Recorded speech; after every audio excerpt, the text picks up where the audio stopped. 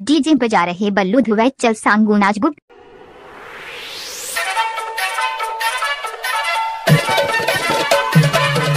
क्या नाम है आपका? बल्लू ध्रुव जल्दा।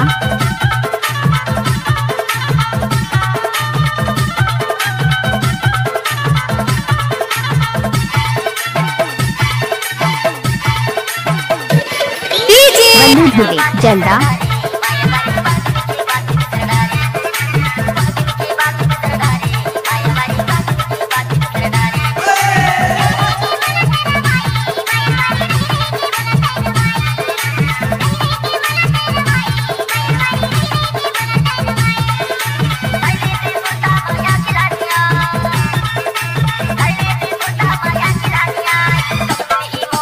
तुम्हारा क्या नाम है?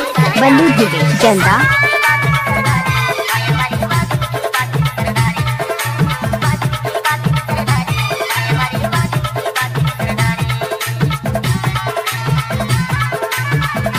ये सॉन्ग जो आप सुन रहे हैं मिक्स किया है बल्लू ध्रुव माछा टोला वाले।